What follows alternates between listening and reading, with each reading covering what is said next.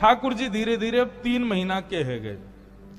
जैसे 3 महीना के भये तो महाराज ठाकुर जी ने पहली बार करवट बदली, और जैसे ही करवट बदली तो करवटोत्सव मनाया गया। पूरे ब्रजमंडल में नगाड़े बजने लगे। ब्रजवासी बोले, अरे भैया कहा भयो?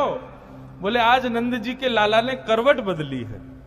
बोले, ओ हो, जय हो, बधाई हो। ऐसे लाला करवट रोज ही बदलो करे। करवट उत्सव मनाया गया। सब ब्रजवासी नंद भवन जा रहे हैं बधाइयां ले ले करके। यशोदा मैया ने विचार कियो, लाला को सोवे को समय है गयो। सब ब्रजवासी आया करके, कोई लाला को हाथ पकड़े, कोई गाल पकड़े। सो यशोदा मैया ने ठाकुर जी को एक बैलगाड़ी के नीचे कपड़ा बांध के वहां में सुवाए दियो। मैया जैसी दूर गई तो सक्टासुर नाम का दैत्य आया। सक्टासुर नाम का दैत्य जैसे ही आया तो भगवान ने देखा एकांत है, कोई है तो है नहीं। तुरंत ठाकुर जी ने अपना बाम चरण उठाया, लंबा किया और सकट में जैसे ही मारा, जो सकट कहते हैं बैलगाड़ी को, सकट पलट गई और सक्टासुर का वध हो गया। जोर की आवाज हुई तो सब ब्रजवासी दौड़े, देखा कि बैलगाड़ी उल्टी पड़ी है, सारे उस पे मटके फूटे पड़े हैं और मटकों से निकले घी दूध दही के बीच में नन्हे से मदन गोपाल बैठे बैठे करवट ले रहे हैं। यशोदा मैया ने आकर के गोद में उठाया, बोले, इतनी बड़ी बैलगाड़ी कैसे गिर गई? इतने में एक छोटा सा लाला, एक छोटा सा बालक आया और आके बोलो, मैया मैं बताऊं कैसे गिरी? बोले, हाँ बता। बोले, मैया ये तेरो नेक सो लाला है ना, जाने अपनो पाम ऐसे उठायो और लंबो कियो, इतनो लंबो कियो, इतनो लंबो कियो, ऐसे करके, यानी जैसे ही बैलगाड़ी में मारी सोई बैलगाड़ी पलट गई मैया। मैंने अपनी आंखन से देखो। यशोदा मैया बोली, यहां पे आइयो। जैसी पास गयो, मैया ने एक दियो वा के गाल पे। झूठ बोले, तेरी मैया की उम्र क्यों मुंह ते मजाक करे हैं? नेक सो कोमल सो मेरो लाला, अपनो पाम लंबो करके बैलगाड़ी उड़ा देगो। बालक बोलो, मैया मारे मत, तेरी सौगंध खा के कह रहा हूं, तेरे लाला नहीं बैलगाड़ी पलटी है। मैया बोली, फिरते आ मेरे पास। झूठ बोले, मेरी सौगंध और खावे। सुखदेव जी कथा कहते कहते जोर से हंसने लगे, नेत्रों से प्रेमाश्रु गिरने लगे। बोले, परीक्षित, अप्रेमयम बलम तस्य बालकस्य न ते विदु। बालक सच बोल रहा है, लेकिन यशोदा मैया का प्रेम स्वीकार नहीं कर रहा। प्रेम का एक सूत्र दे दिया कि प्रेम में प्रेमी के अद्भुतताएं स्वीकार नहीं होती। प्रेमी चाहे कितना भी अद्भुत हो जाए, लेकिन दूसरा प्रेमी सदा उसको सहज भाव में स्वीकार करता, उसको उसके अद्भुतताओं पर कभी नहीं रीझता।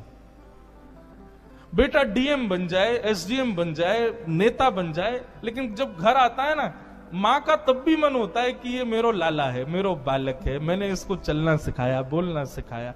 अब हम हैं, पूज्य महाराज जी हैं, हम लोग अब कहीं भी जाते हैं तो निश्चित है सब लोग प्रणाम करते हैं, वंदन करते हैं, पर इन सबसे परे जब अपनी मां के पास जाते हैं, हमारे साथ तो होता है, आज भी महाराज जी के संग भी होता ही होगा, मां का भाव तो ये रहता है कि मेरे पास बैठ जा, आजा, निक थोड़ी देर आराम कर ले। हम 1.5 2 महीने बाद कथा करके जाते हैं तो मैया के बहुत बन गए महाराज, चल अब बैठ जा, निक देर मेरे पास बैठ, मेरे हाथ से भोजन कर ले, चल आजा। मां कभी आपको आपके श्रेष्ठ रूप में स्वीकार नहीं करती। ये प्रेम का स्वरूप है बंधुओं। प्रेमी सदैव आपके स्वभाव पर रीझता है, आपके प्रभाव पर नहीं।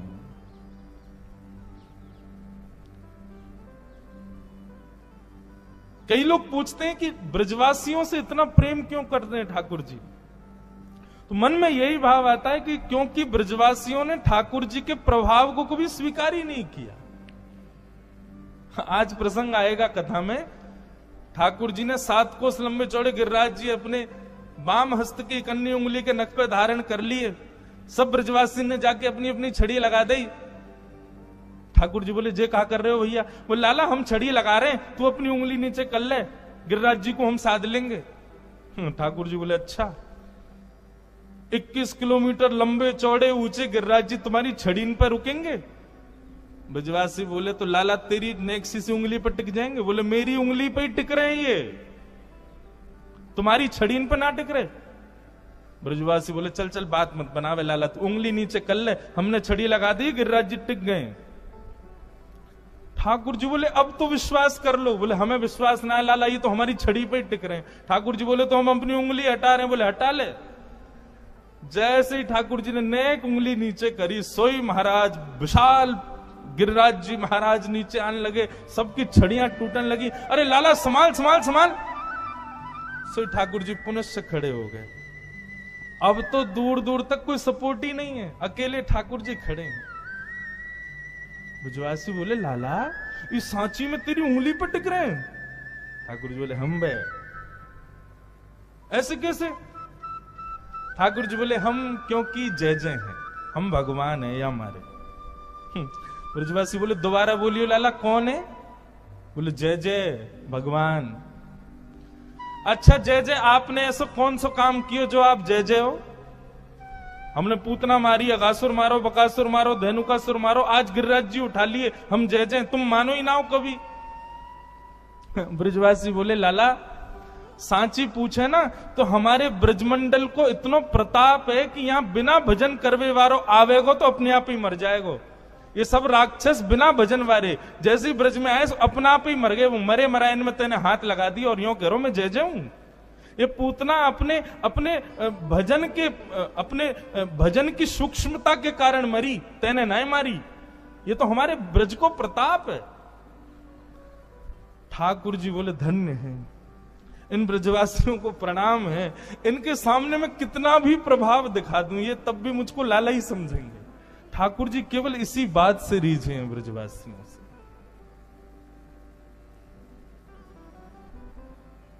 प्रेम में प्रभुत्व नहीं होता, प्रेम में प्रभाव नहीं होता, प्रेम में विशेष आपके आकर्षण के केंद्र बिंदु नहीं होते। प्रेम में तो आप जैसे हो वैसे स्वीकार हो, और वो ब्रजवासियों ने दिया है ठाकुर जी को।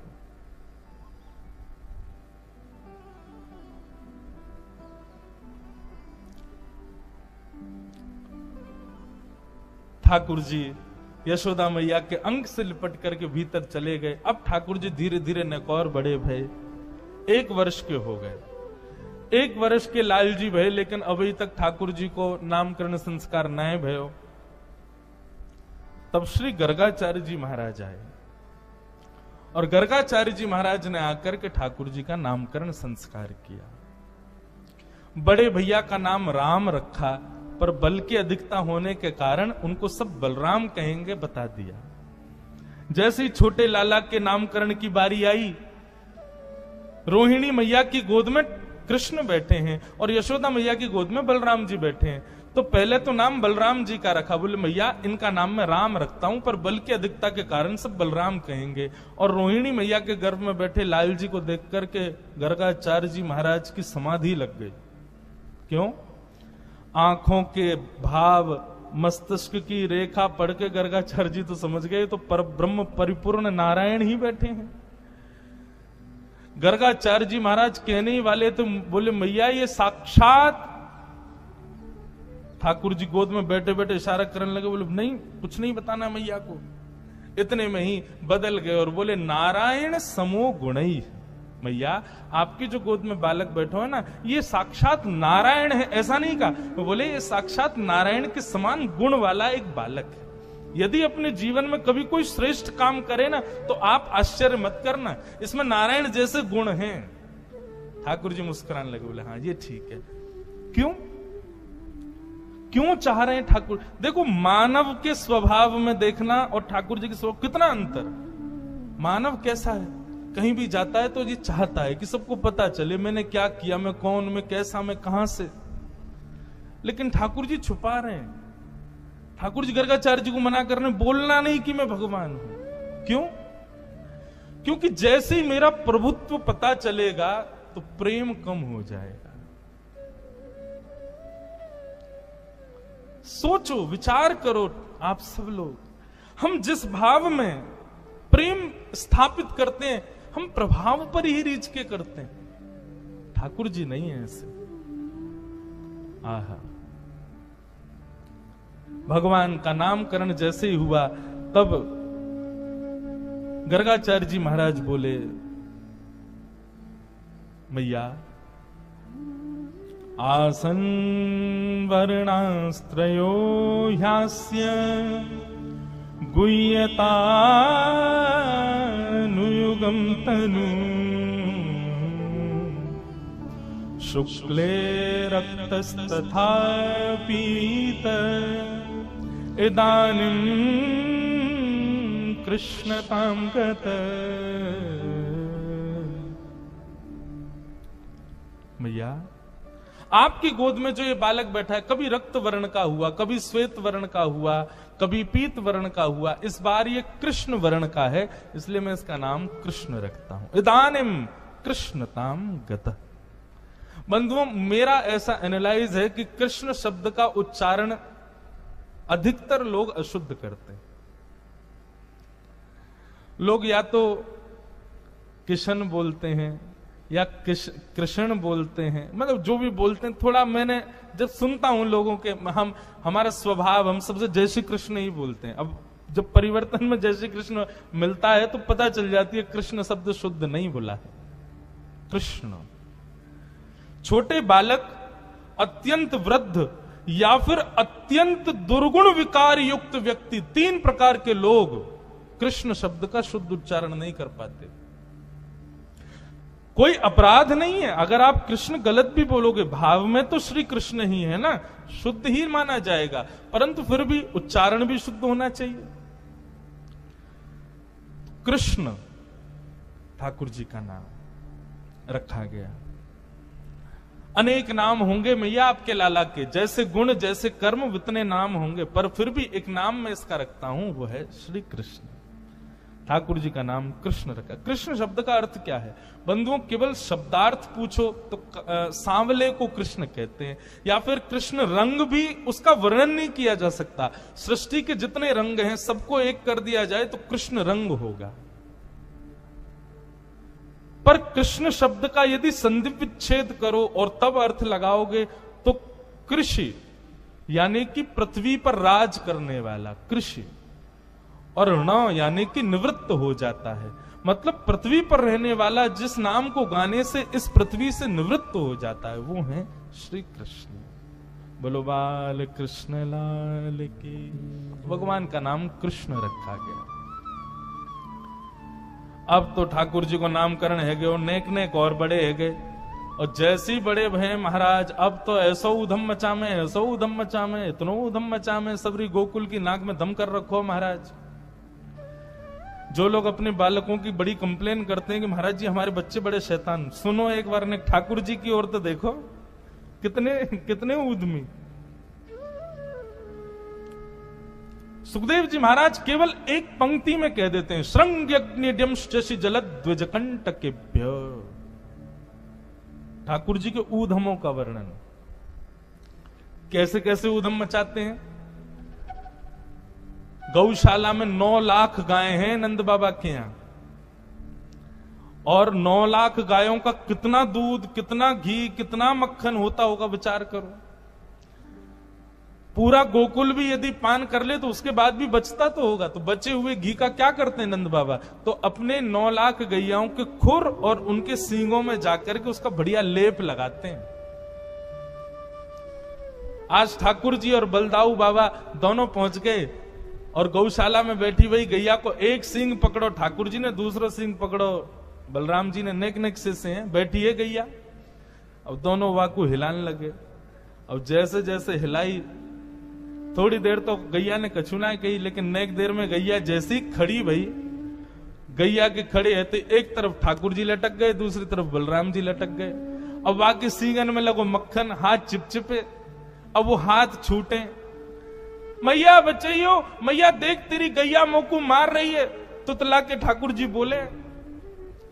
अच्छा गैया भी तो जानती है ना कि श्याम सुंदर है, तो गैया भी लेके जावे जहां पे गोबर को ढेर, गोबर के पहाड़ हैं, वहीं लेके जावे। बोले आओ बड़ो आनंद करो, सुबह सुबह मेरे सींगन पे चढ़ जाओ, चलो ठाकुर जी आपको आनंद कराऊं। और गोबर के ढेर के पास जैसे ही गैया पहुंचा, इतने में ही ठाकुर जी के हाथ चीखने हैं कि छूट जाएं और ठाकुर जी गले गले तक गोबर में जाके धस जाएं। यशोदा मैया आवे सो यहां तक ठाकुर जी गोबर में धसे हुए केवल मुख दिख रहा है। मैया निकारे लाला कितनों सजाओ, कितनों सुंदर बनाओ, घूम फिर गया गोबर में ही आके खेले।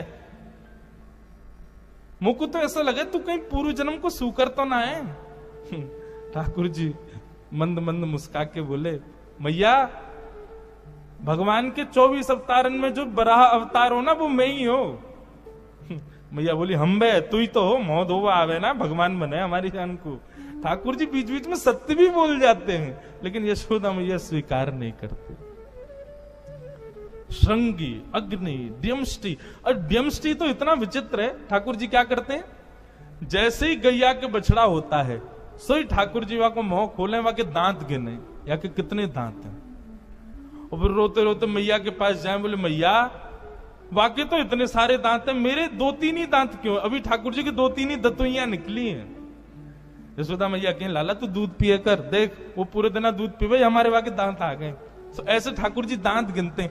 कभी कोई बंदर मिल जाए वहां को मुंह खोल के दांत गिने, या कि कितने दांत हैं, फिर अपने गिने, जैसे ही अपने कम लगे सोई रोमे मैया के पास जाकर, मैया मेरा एक दांत कम है, देख वह बंदर को ज्यादा है। ऐसा ऐसा ठाकुर जी लीला करें। इन सब लीलाओं को देख के सुन के यशोदा मैया का और प्रेम होता है लाल जी से। द्विज ठाकुर जी का एक स्वभाव, और गोकुल में घूमेंगे, कोई संत मिले, कोई ब्राह्मण मिले, तो रास्ता में वासे मिलते ही कहेंगे, अरे आप यहां को घूम रहे हो, नंद बाबा आपकी प्रतीक्षा कर रहे हैं घर पे, यशोदा मैया ने 56 भोग बनाए आपके काजे, अरे जल्दी जाओ वहां प्रतीक्षा है रही है, हमारी मैया सवेरे तो भूखी, जब आप प्रसाद पाओगे तभी पाएंगी। ब्राह्मण बोले, मेरी प्रतीक्षा कर रही, जबकि ऐसा कुछ है नहीं। ठाकुर जी जबरदस्ती पूरे गोकुल को न्योत आते हैं कि आज तो यशोदा मैया तुम्हारी प्रतीक्षा कर रही है, जाओ भोजन पाओ। मतलब यशोदा मैया कहें, लाला मोए बता तो देकर तू कौन कौन को न्योतो दियावे, पूरे दिन यहाँ पे भीड़ लगी रे। मैया मैं तो यूं चाहूं कि तू पूरे दिन बस लगी रे, हमारे घर में अन्नपूर्णा मैया सदा विराजमान रहे, ब्राह्मणों को खूब भोजन करा, संतन को खूब भोजन करा, मैया तेरो दान पुण्य कभी खत्म ना हो, मेरी तो ऐसी भावना। द्विजों से आनंद करते हैं। एक बार ठाकुर जी अपने समस्त ग्वाल बालों के संग पूजा खेल रहे थे।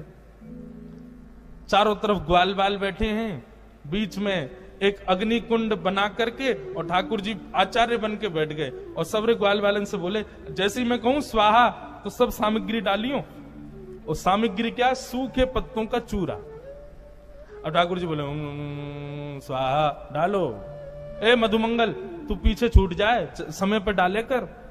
श्रीदामा बोले लाला या यज्ञ ते होगो का? बोले या यज्ञ करवे ते हमारी सुंदर सुंदर बहू आमेंगी, हमारो ब्याह है जाएगो। ठाकुर जी कितने बड़े हैं, अभी 3.5 वर्ष के हैं बस।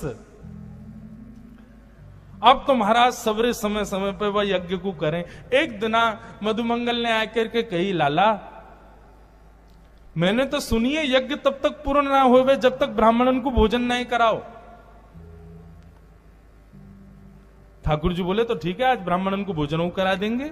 यज्ञ के बाद ठाकुर जी गए और सारे गोकुल के ब्राह्मणों को न्योता दिया है। बोले आज यशोदा मैया ने यज्ञ कियो है, आप सब ब्राह्मणों को भोजन करवे के काजे घर बुलायो है।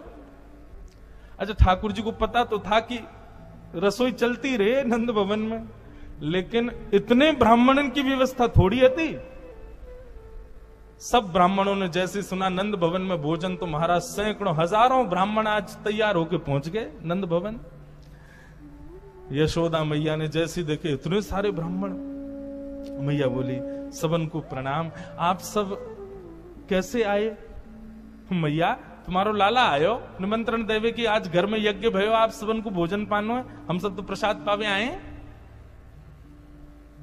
मैया सर पे हाथ धर के बैठ गई, बोले कहां जाऊं या लाला ते, आज सबन को नहीं तो दिया है। बोले हम बे, अच्छा मैं व्यवस्था तो करूंगी, लेकिन पहले तुम्हारे यजमान को तो ढूंढूं है कहां है। मैया गई, सो ठाकुर जी पीछे खेल रहे ग्वाल बालन के संग। मैया ने आवाज लगाई, कन्हैया इतकुआ।